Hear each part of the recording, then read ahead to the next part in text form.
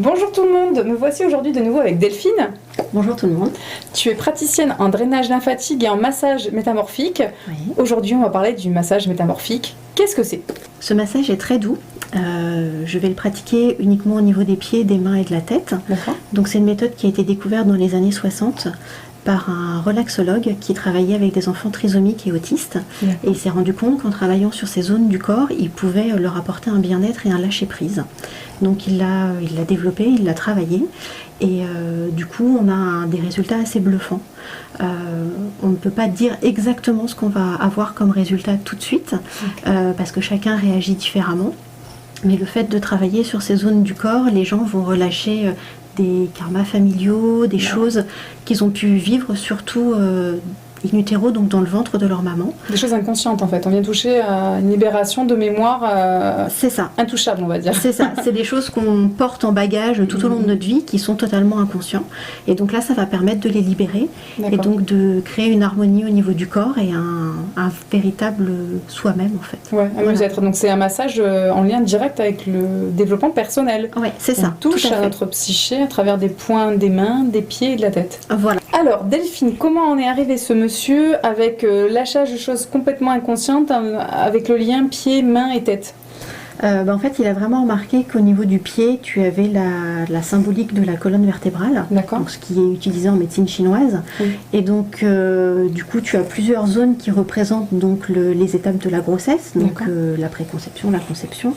Et du coup, en travaillant sur cette zone-là, gentiment, ça va permettre de libérer les émotions. D'accord. Voilà. Et donc, tu observes que les gens qui viennent pour des problématiques précises évoluent à travers le temps grâce à ces soins-là, quoi. Voilà, tout à fait. C'est ça qui est dingue. Ouais. En même temps, bon, les thérapies psychocorporelles, j'y crois complètement et je suis complètement fan. J'arrive plus à ne plus orienter les gens vers ça. Oui. Donc là, une fois de plus, c'est ça. Si je connaissais pas du tout ce massage, renforce cette croyance que j'ai fortement en moi.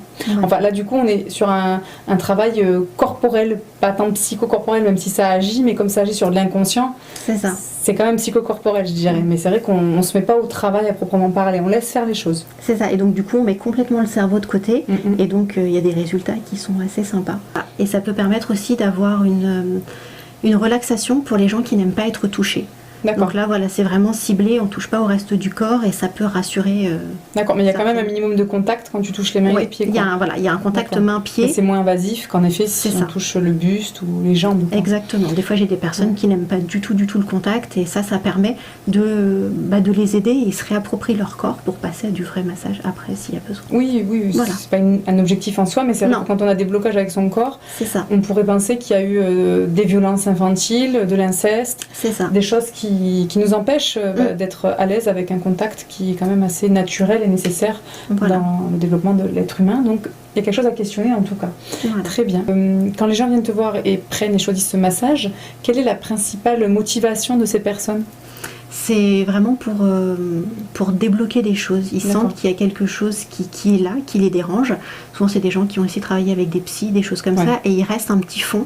Et donc là, on va questionner le corps, en fait. Donc là, moi, je suis juste un catalyseur, en fait. Je ne fais rien d'autre que de solliciter le corps pour qu'il lâche les choses dont il est prêt à lâcher. Ok, voilà.